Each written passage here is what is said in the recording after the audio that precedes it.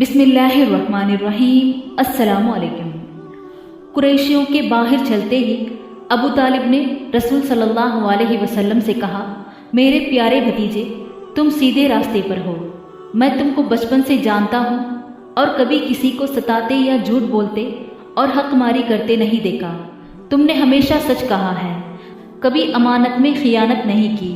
میں جانتا ہوں اور اچھی طرح جانتا ہوں کہ نہ تمہیں جاہ طلب ہے اور نہ زرزمین اور جن کا طلبگار ہے، نہ منصب کا دلدادہ ہے، نہ حکومت اور سلطنت چاہتا ہے۔ صرف اس بات کی تمنا کرتا ہے کہ قوم ہزاروں خداؤں کو چھوڑ کر ایک خدا کی عبادت کرے۔ قوم کو تجھ سے ضد ہے، میں تیرے مذہب کو اچھا جانتا ہوں۔ جب تک جیا اور جہاں تک مجھ سے ہو سکا تیری حمایت کی۔ اب مر رہا ہوں، نہیں جانتا کہ قوم تیرے ساتھ کیا سلوک کرے گی۔ ڈر یہی ہے کہ یہ تیرے ساتھ زیادتی کرے گی۔ میں دعا کرتا ہوں کہ خدا تجھے زیادتیوں سے بچائے اور پورے عرب کو مسلمان ہونے کی توفیق دے۔ ابو طالب کی باتوں سے حضور صلی اللہ علیہ وسلم کو امید ہو گئی، شاید وہ اس آخری وقت میں مسلمان ہو جائیں۔ اس لیے آپ نے فرمایا، اے چچا، اگر آپ اسلام کو اچھا مذہب سمجھتے ہیں تو اسے اپنا کیوں نہیں لیتے؟ آپ بھی مسلمان ہو جائیے۔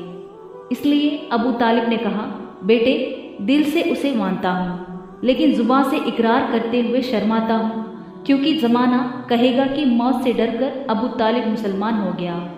حضور صلی اللہ علیہ وسلم نے فرمایا، اس بات کا خیال نہ کیجیے، مرنے کے بعد کون آپ سے کہنے جائے گا چچا؟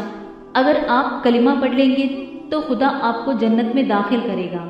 ابو طالب پر سکرات موت طاری ہو گیا۔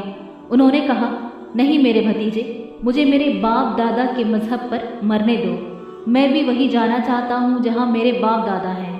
یہ کہتے کہتے ابو طالب کے جسم میں اکڑن ہوئی۔ حضور صلی اللہ علیہ وسلم کی آنکھوں میں آنسو آ گئے۔ آپ نے فرمایا کہ افسوس چچا، تم مسلمان نہ ہوئے۔